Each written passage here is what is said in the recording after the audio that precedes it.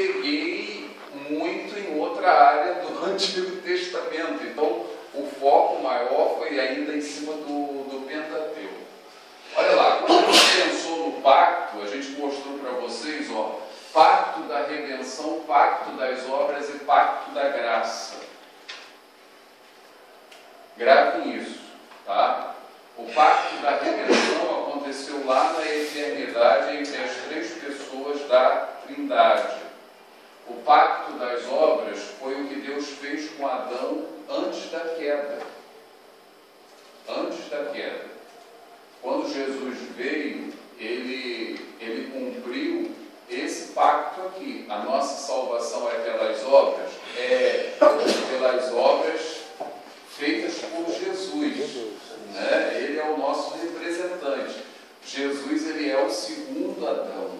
Então, esse pacto aqui, ele é chamado pacto das obras. Depois vem o pacto da graça. Ali mesmo, no Éden, após o pecado. Então, Deus vai tratar com Adão, Deus vai tratar com Noé, com Abraão, com Israel no Sinai, com Davi, com tem a nova aliança. Ok? Notem, tudo isso aqui faz parte do pacto da graça. Foi o que a gente colocou para vocês. Um pacto não invalida o outro. Um pacto engloba o outro e amplia. A revelação de Deus, ela é progressiva. Ela é progressiva. Gravem isso aí, tá certo? Todas essas alianças, elas são perpétuas. Em que sentido? Num sentido escatológico. Já que uma vai sempre englobando a outra, vai ampliando a outra, na verdade há um sentido escatológico nisso aqui. Certo? Vejam bem aquilo que a gente abordou na aula passada, quando a gente falou da nova aliança. Existem 3 pontos de polarização em relação à nova aliança. Continuidade versus novidade. A nova aliança, ela é uma continuação das alianças anteriores? Sim. Sim. Em que sentido? Por exemplo, a lei de Deus é a mesma, mas existe uma novidade. Essa lei, ela vai ser gravada nos corações, através do Espírito Santo. Então, ela é nova nesse sentido. O povo anteriormente, né, não tinha a lei gravada no coração. Joia? Ela é o interior versus o exterior. Essa restauração interior. Tudo no Antigo Testamento era muito exterior. Então, leiam isso. Tá? Muitas cerimônias. Muitas cerimônias. A ênfase que a nova aliança vai dar é ao coração. É ao coração. Corporatividade versus individualidade. A obra Deus vai realizar no íntimo da pessoa, ok? Vamos dizer, no Antigo Testamento, Deus fez uma aliança com Israel. Você está gravando isso? Não. Pelo amor de Deus. No Antigo Testamento, não bota isso tudo, pelo amor de Deus, não faz isso. Vai ficar famoso. No Antigo Testamento, Deus fez uma aliança com Israel. Com Israel, o todo. Ok? Hoje, a aliança de Deus é feita com a igreja. Então, existe o corpo. Mas a obra, ela começa no indivíduo. Então, existe essa questão do indivíduo e do corpo. Tem muita gente hoje, a gente abordou isso, tem muita gente que acha que não precisa da igreja para servir ao Senhor. Mas, porque a ênfase desde a reforma tem recaído sobre a questão da individualidade. Mas a gente não pode perder a visão do corpo. A gente falou sobre isso na aula passada. Isso é questão da prova, tá? Não estou dizendo para vocês, tá? Tudo isso aqui é questão da prova. E a gente vai ver, olha só, já que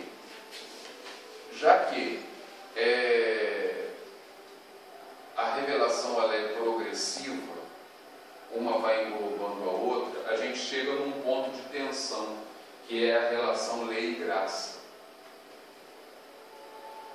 Se as alianças elas são perpétuas, como é que fica a nossa relação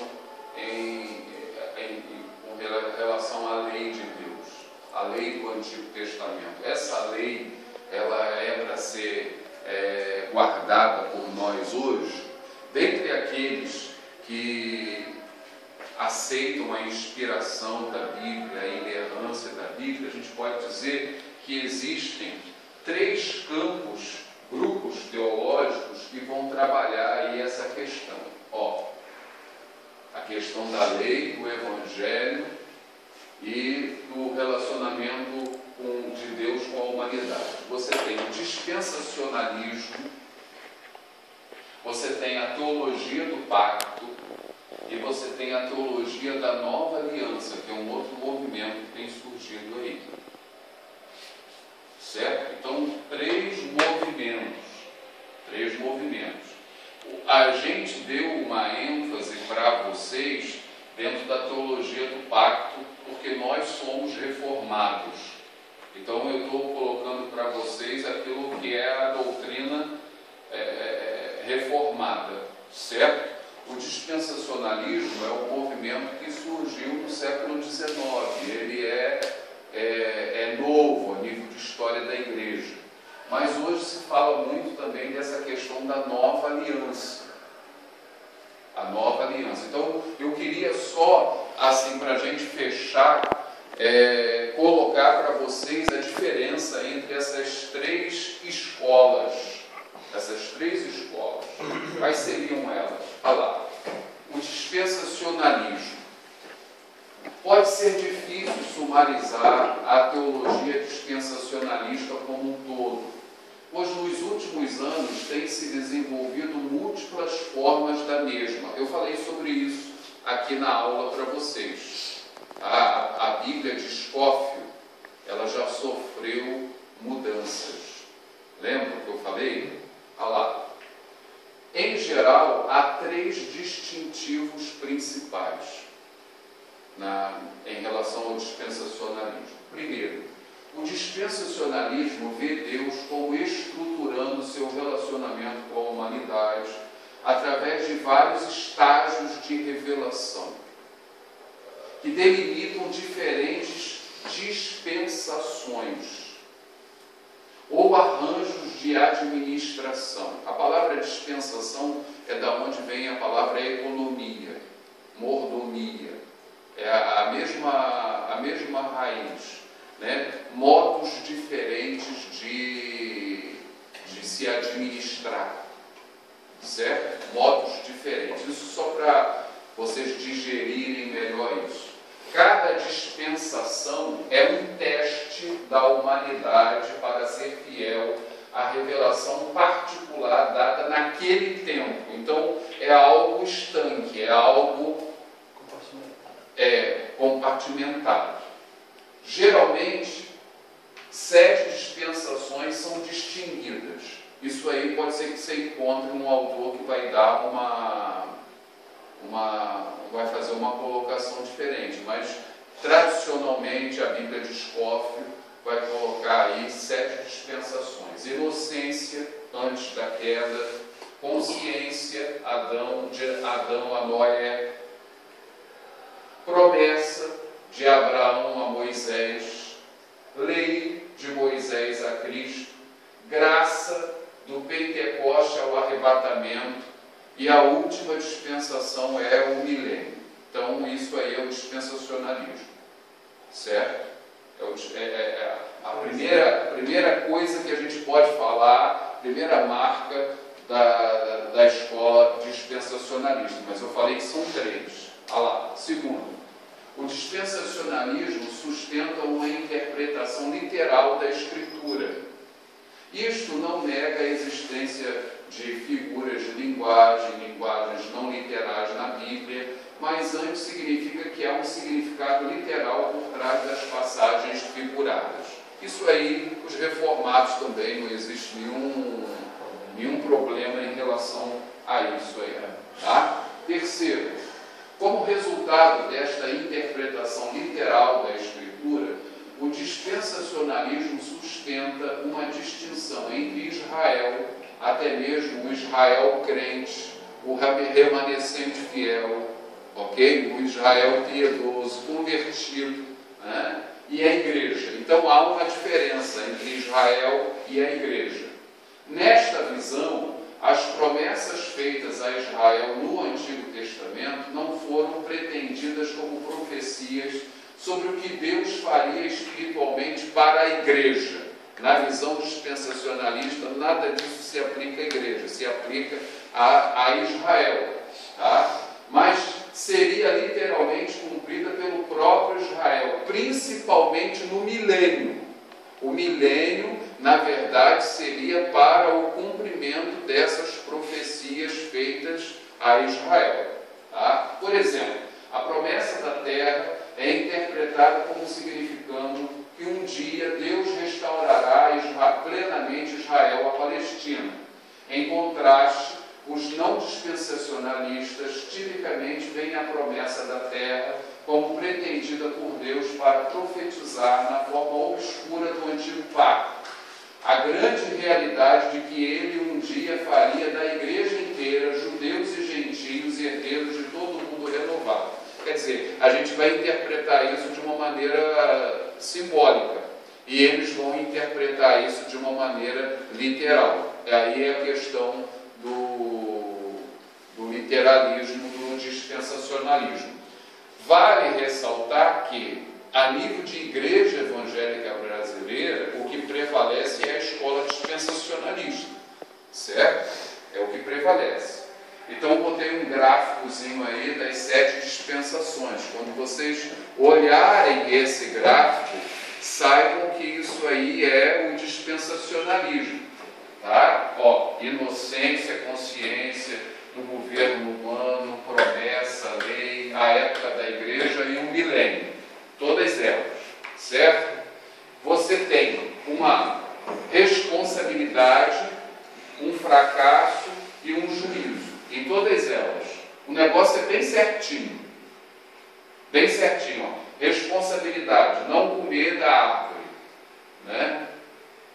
Fracasso, comer. Juízo, maldição e morte. Então essa é a primeira dispensação. Segunda, responsabilidade. Eles tinham que obedecer a Deus. Né? A corrupção, a violência encheu a terra nos dias de Noé. Né? Juízo, dilúvio. Tá? Responsabilidade, aqui, depois do dilúvio. A questão ali da idolatria e da torre de Babel. Desobedeceram. Né? Confusão das línguas. Em todas as dispensações, você vai ter uma responsabilidade, um fracasso e um juízo. Todas elas. Tá? Isso aqui, ó, é a época da igreja. Responsabilidade, receber a Cristo. Fracasso, rejeitar a Cristo. Juízo, a grande tribulação. Entendeu? No milênio, mesma coisa. Né? Vai haver a rebelião final e o juízo, o lago de fogo. Então, a coisa é sempre metódica. Metódica. Isso aqui atrai as pessoas, porque as pessoas querem ver as coisas tudo muito certinho, esquematizadas. Tá? Se você fizer um estudo disso aqui, você vai ver, poxa, é muito interessante isso. É muito interessante. Tá? Só que isso é um esquema na tentativa de se explicar coisas que às vezes não dá para você explicar. Tem coisas que são forçadas no meio de tudo isso aqui. Tá? Essa é a escola dispensacionalista. Joinha? Olha lá. Assim, em muitas formas, é correto dizer que o dispensacionalismo crê em 2 povos de Deus. Embora tanto judeus como gentios sejam salvos por Cristo através da fé, o Israel crente será o recipiente das promessas terrenas adicionais, tais como prosperidade na terra específica na Palestina, a ser concretizada plenamente se aplicam aos judeus crentes, aos gentios crentes, cuja herança primária dessa forma é celestial. Certo? Então há aí essa diferenciação. Eles creem na Bíblia, mas dentro do literalismo, eles pegam aquilo ali ao pé da letra e fazem a distinção entre Israel e a igreja. Certo? Então, essa é a primeira questão. Na teologia do pacto, a teologia do pacto crê que Deus tem estruturado seu relacionamento com a humanidade por pactos, ao invés de dispensações. Por exemplo, na Escritura, lemos explicitamente de vários pactos funcionando como estágios na história redentora, tais como o pacto com Abraão, a entrega da lei, o pacto com Davi e o novo pacto. Esses pactos pós-queda não são novos testes da fidelidade do homem a cada novo estágio de revelação, como são as dispensações do dispensacionalismo. Antes, são administrações diferentes do único e abrangente pacto da graça. É o que eu coloquei aqui, certo? É dessa maneira que a gente crê. O pacto da graça é um dos dois pactos fundamentais na teologia do pacto. Tá? Ele estrutura o relacionamento pós-queda de Deus para com a humanidade. Antes da queda, Deus estruturou seu relacionamento pelo pacto das obras. É o que eu coloquei ali no quadro. O pacto da graça é bem mais entendido na relação com o pacto das obras. O homem não cumpriu aquilo que ele deveria fazer, então Deus fez o pacto da graça, tá? Conforme ele já havia estabelecido lá na eternidade. Tá? O pacto das obras instituídos no Jardim do Éden foi a promessa de que a obediência perfeita seria recompensada com a vida eterna. Adão foi criado sem pecado, mas com a capacidade para cair no pecado. Tivesse ele permanecido fiel na hora da tentação no Jardim do Éden, o período probatório, ele se tornaria incapaz de pecar e teria assegurado uma eterna e inquebrável posição correta diante de Deus. Mas Adão pecou e quebrou o pacto, e através disso sujeitou a si mesmo e a todos os seus descendentes à penalidade da quebra do pacto, a condenação. Portanto, Deus, em sua misericórdia, instituiu o pacto da graça, que é a promessa da redenção e vida eterna àqueles que creriam no Redentor vindouro. O requerimento da obediência perfeita para a vida eterna não é anulado no pacto da graça. Pelo contrário, ele é cumprido por Cristo em favor do seu povo, visto que agora todos são pecadores e ninguém pode satisfazer a condição de obediência perfeita por seu próprio desempenho. O pacto da graça, então, não coloca o pacto das obras de lado. Antes, ele o cumpre. Tá? Tudo isso aí a gente viu, isso é um resumão. A teologia do pacto enfatiza que há somente um pacto da graça e que todos os vários pactos redentores sobre os quais lemos na Escritura são simplesmente administrações deste único pacto. Como prova, é apontado que um pacto é, em essência, simplesmente uma promessa dada soberanamente, frequentemente com estipulações, e visto que é somente uma promessa de salvação, a saber, pela graça através da fé. Segue-se que há, portanto, somente um pacto da graça. Todos os pactos redentores específicos sobre os quais lemos, o abraâmico, o mosaico e etc., são várias e progressivas expressões do pacto da graça. Estou frisando bastante isso. E a teologia da nova aliança. Tá? A diferença essencial entre a teologia da nova aliança, daqui em diante, TNA, quando vocês lerem TNA por aí também, vocês já vão saber o que é. Tá? E a teologia do pacto, TP, contudo, diz respeito à lei mosaica. Qual é a grande diferença? A teologia do pacto sustenta que a lei mosaica pode ser dividida em 3 grupos de lei. Aquelas regulando o governo de Israel, leis civis, as leis cerimoniais e as leis morais. A lei cerimonial e a civil não estão mais em vigor, pois a primeira foi cumprida por Cristo e a última aplicava-se somente à teocracia de Israel, que agora não existe mais, mas a lei moral continua. Tá? Isso aí é o que a teologia do pacto crê, é o que a gente ensina, certo? Olha lá. A TNA, a teologia da nova aliança, argumenta que ninguém pode dividir a lei dessa forma, como se faz da lei mosaica, como se parte da lei mosaica pudesse ter sido abrogada e o restante ainda permanece em vigor. A lei mosaica é uma unidade na visão da teologia da nova aliança. É uma unidade, dizem eles. E assim, se parte foi cancelada, tudo dela foi cancelado.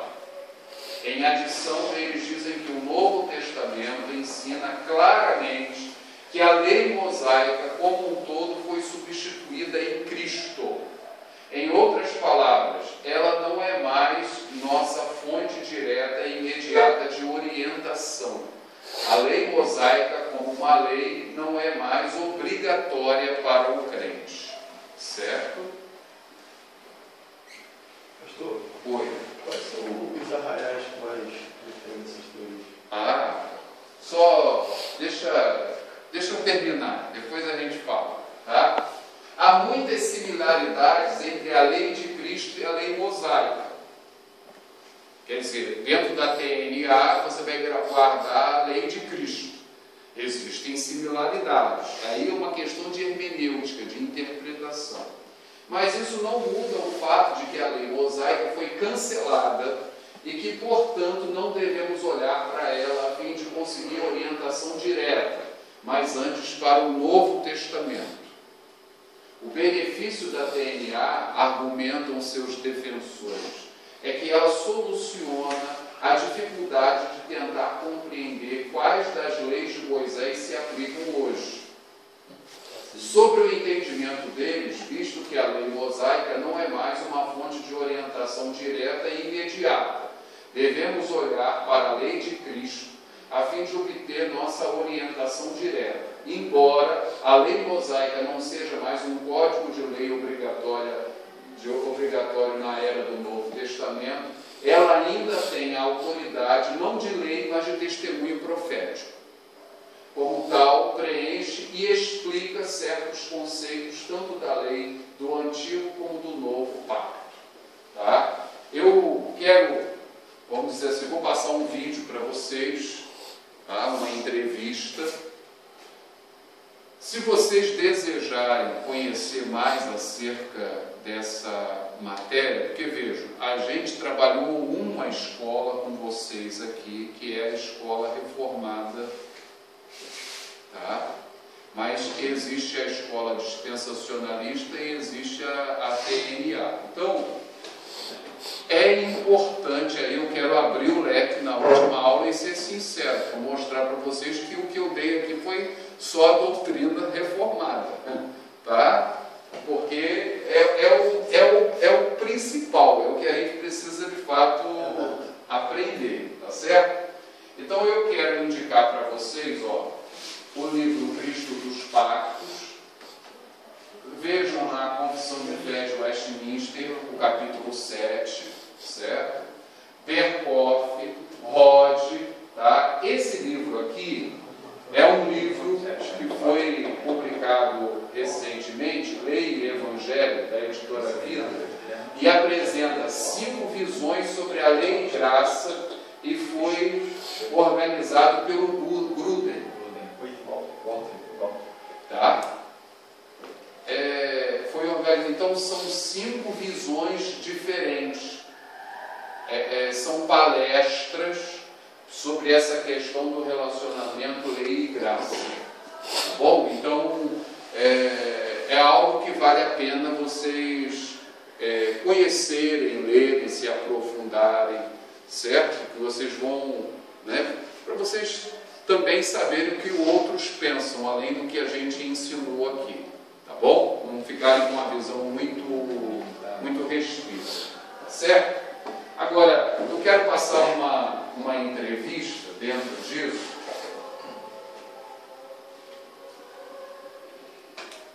Eu coloquei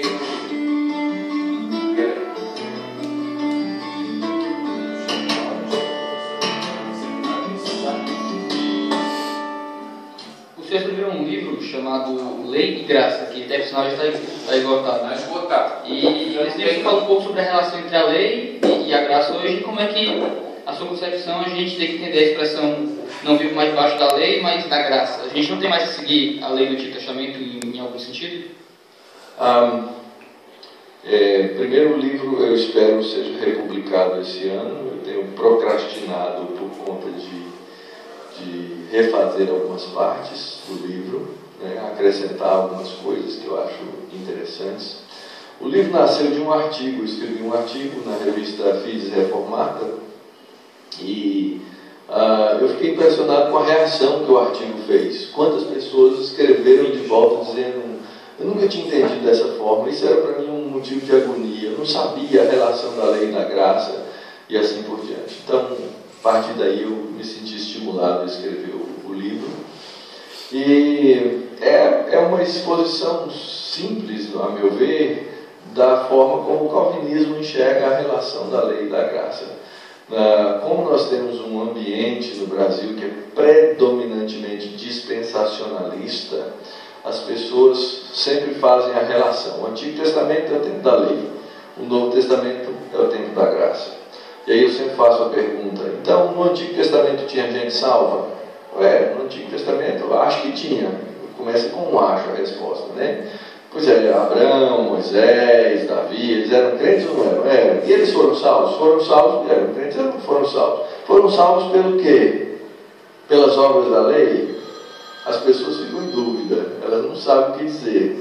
Né? Foram salvos pela lei? Não, mas peraí, pelas obras da lei ninguém pode ser salvo. Então eles foram salvos pela graça. E quando foi isso? Lá no período do Antigo Testamento. Então a graça operava no período do Antigo Testamento. Então eu não posso fazer essa divisão artificial: Antigo Testamento, lei; Novo Testamento, graça. Então essa é a primeira parte. A segunda parte que é importante entender é que as pessoas dizem: olha, o crente, não é, seguindo alguns textos bíblicos, orientação bíblica descontextualizada, dizem: o crente não está mais debaixo da lei. É verdade, não está mais debaixo da lei cerimonial, e o crente não está mais debaixo da maldição da lei. Isso é fato. Mas o crente está debaixo da lei. Mas como, pastor? O crente debaixo da lei? Por exemplo, você pode ter outros deuses além de Deus? Não. Isso é uma lei? É a primeira lei do Antigo Testamento. Você pode tomar o nome de Deus em vão? Não. Isso é lei? Então você está debaixo da lei. Você pega os mandamentos, você pode adulterar? Não. Isso é lei. Você pode assassinar? Não. Isso é lei. E assim por diante. Então, eu estou debaixo da lei. Eu tenho que seguir a lei de Deus. Mas a lei, para o crente, ela não é instrumento de salvação. Então, na ordem bíblica, o crente é salvo primeiro. Depois que ele é salvo, ele é liberto da maldição da lei. Ele tem Cristo que cumpriu integralmente a lei.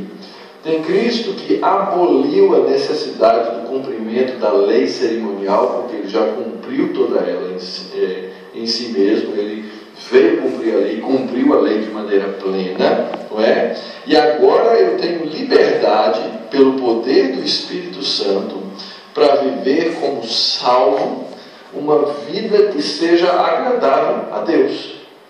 Ora, como é que eu sei como é que eu vou agradar a Deus? Eu agrado a Deus quando eu cumpro a vontade dEle. Como é que eu conheço a vontade dEle? Eu conheço a vontade dEle através da palavra dEle. A palavra dEle é a lei.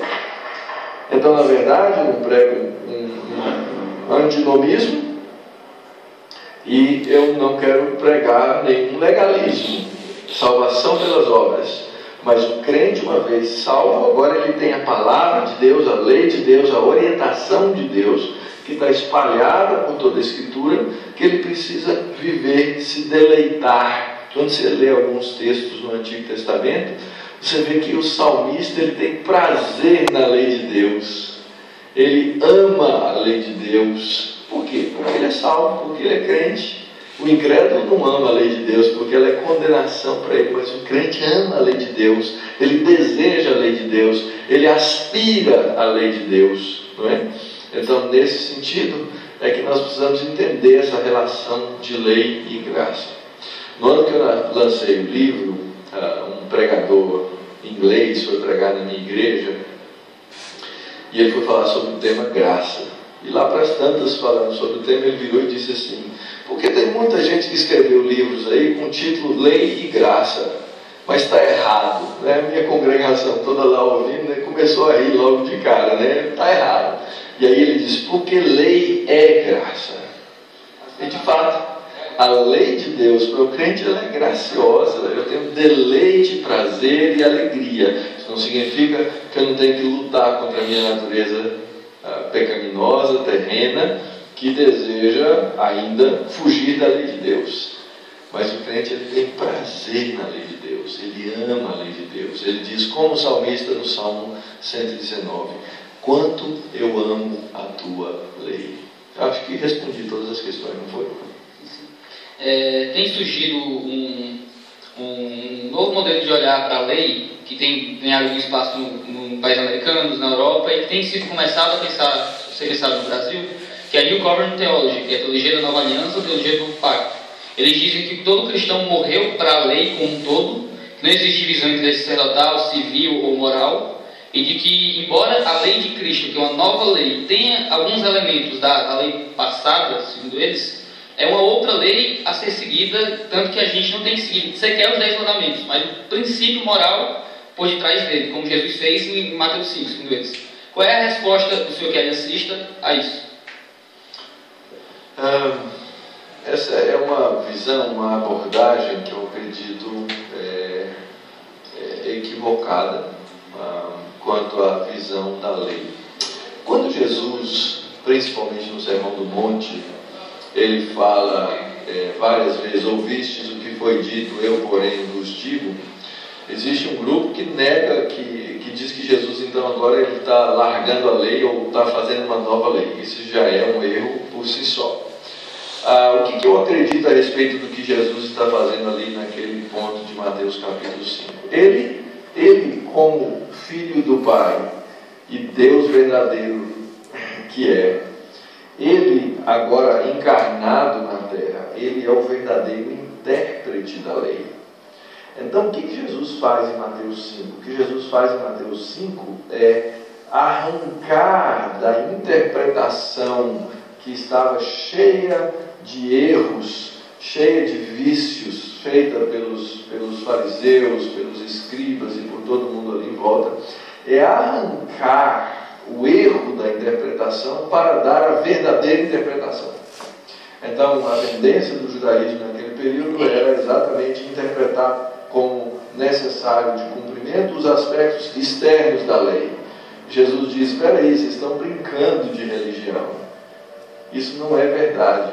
E o que Jesus faz então é dizer, eu vou dar a interpretação verdadeira da lei. E aí então ele vai dizer, olha, alguém que faz dessa maneira já cometeu, já quebrou esse mandamento, não é? Mas ele não faz abolição da lei. Ele diz, eu não vim abolir, eu vim cumprir, e ele cumpre. Ora, a lei moral, ela é parte do caráter de Deus. Deus é um ser moral. A lei é uma expressão daquilo que ele é. Então essa lei, mesmo depois de escrita e registrada por Moisés, ela não pode ser abolida. Enquanto a gente observa que o que a gente encontra são desenvolvimentos práticos para a aplicação da lei moral. Então, quando o calvinismo histórico faz essa tríplice divisão da lei, eu entendo que não existe nada da lei civil ou da lei cerimonial que está fora da lei moral. Na verdade, eu tenho uma lei moral, dentro da lei moral tem aplicação da lei civil, tem aplicação da lei cerimonial, e essas ainda se entrelaçam. Tem hora que é muito difícil saber o que é lei civil e o que é lei cerimonial, mas toda ela é lei moral. Não existe nenhuma lei que seja de Deus que seja imoral ou que seja amoral. Então toda lei, ela é lei moral, né? Agora, quando eu chego no período neotestamentário, o que acontece? Ora, a função da lei cerimonial se encerra, porque Cristo a cumpre de maneira plena. Isso aí você vai ler tudo a respeito disso no livro de Hebreus, não é? E fica aquele sentimento talvez um pouco incômodo a respeito da lei civil. Ora, a lei civil, ela perde a sua função estrita quando se encerra, ou quando a nação de Israel, que é aquele Israel original vindo de Abrão e que se desenvolveu depois da entrada da Terra Prometida, quando esse Israel cessa de existir, essa lei também perde sua função. A nossa grande dificuldade é entender os limites de uma lei e outra. Agora, tanto a lei cerimonial quanto a lei civil de Israel, elas têm um aspecto magisterial. Elas servem para ensinar, ainda que não sejam estritamente feitas para cumprir. Por exemplo, você pega o sistema judiciário do antigo Israel. Você vai procurar lá onde é que são instituídas cadeias. Você vai descobrir que não tem cadeia. Por quê? Porque se você for pensar, a ideia de cadeia, ela não faz sentido. Ela não faz sentido nenhum. O que a gente faz quando encarcera alguma coisa, priva de determinadas liberdades alguém do convívio social, etc. Você paga para aquele indivíduo, não é? Para que ele viva isolado. Você tem que pagar para a família daquele indivíduo sobreviver, porque senão ela também provavelmente vai entrar para uma vida de crimes, de roubo e etc. E tal. Como é que funcionava o sistema naquela época? O indivíduo roubou. Dependendo do que ele roubou, mostra a necessidade que ele tinha ou mostra o que ele tomou do outro. Por exemplo, se alguém roubasse uma ovelha, a penalidade era restituir X vezes mais. Por quê? Porque a ovelha era um animal mais barato, a ovelha se reproduz mais rápido e assim por diante. Agora, se alguém roubasse um boi, a restituição era mais pesada. Por quê? Porque ter um boi era uma coisa difícil, ninguém tinha boiada. O indivíduo tinha um boi, ele usava aquele boi como sustento da sua família, era um animal capaz de arar a terra, os outros não conseguiam fazer isso e assim por diante. Então a pena era pior. Ok, então agora você vai restituir 5 vezes mais. Então, como é que você restitui 5 vezes mais se você já está sem dinheiro para restituir? Você vai se tornar escravo. Interessante que aquela escravidão ela era abençoadora. Por quê? Porque ela permitia o indivíduo pagar a sua dívida com aquele que havia sido defraudado no bem. Então não era um pagamento social só, mas era individual. Aquilo aproximava o indivíduo que havia cometido o crime da pessoa que foi defraudada, que foi roubada. E aí o indivíduo fala, mas se eu ficar aqui trabalhando para o senhor esse tanto de tempo, minha família vai passar fome. Então a lei dizia o quê? Você é responsável pela família do cara também. Percebe como é que funciona essa relação? Ele trazia o indivíduo para perto, trazia a família do indivíduo para perto, fazia o indivíduo que tinha mais posse se tornar responsável por tratar bem aquele que se tornava o seu escravo. O indivíduo trabalhava e não perpetuava aquela situação. Ou seja, quando ele terminasse de cumprir a sua pena, não é? Ele agora podia ir livre de fato. E se ele, talvez, por causa de alguma ou outra situação, pensasse que aquilo era um trabalho digno, ele podia dizer, não quero ficar escravo. O senhor me aceita aqui na sua casa continuar trabalhando? E o indivíduo permanecia lá com a família, trabalhando e assim por diante. Então é assim que funcionava. Era um sistema de restituição e de restauração. Quando ele terminava aquela pena, quando o valor fosse pago definitivamente, ou no chamado ano do jubileu, quando da restauração. Óbvio, isso aí tem um sentido mais de ensino magisterial. Eu não posso pegar e aplicar numa sociedade com 200 milhões de habitantes a lei dessa forma, não é?